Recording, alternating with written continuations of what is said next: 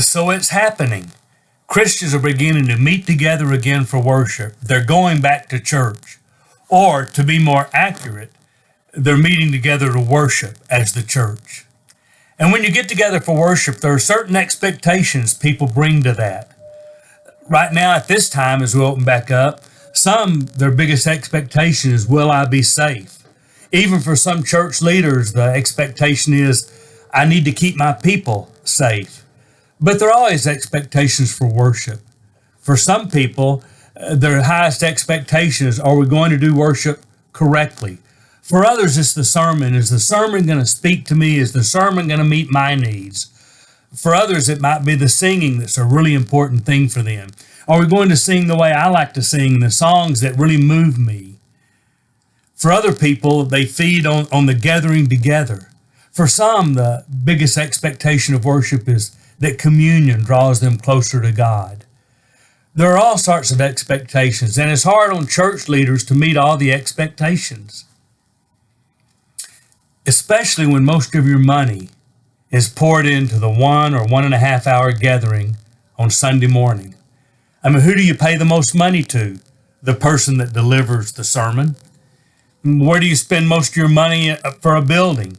On an auditorium that all faces towards somebody giving a lesson, or set up to have an inspirational worship, or a lot of money of our budget and our contribution on buildings and somebody to speak to us.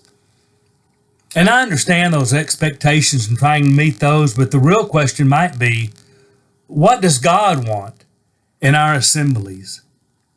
And I'm going to tell you two things I think are really important to God about our assemblies.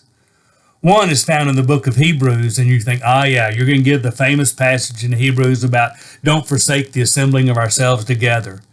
Well, really, it's the verse before that I think is important. We need to stir each other up to love and good works. And then right on the heels of that comes, so don't miss assembling together. It's not because it's a requirement or a command. It's because when we get together, we inspire each other to love people and to do good works. You see, the most important part of worship is not what you do when you're there. It's what you do when you leave worship. That becomes the most important thing. We gather up to fill our spiritual gas tanks so we can go out and do ministry and love people and do good works all week. And then in 1 Corinthians 14, there's a lot about worship. I may not be smart enough to understand everything there, or I may be. But one thing I do think really interesting, there's a little part in there, a couple of verses where it talks about non-believers in the assembly. And that when they see our prophecies, that is our preaching, our reading of the word, our worship, our communion, our singing, whatever, when they see those, they might fall to their knees and realize that our God is God and be convicted of their sins.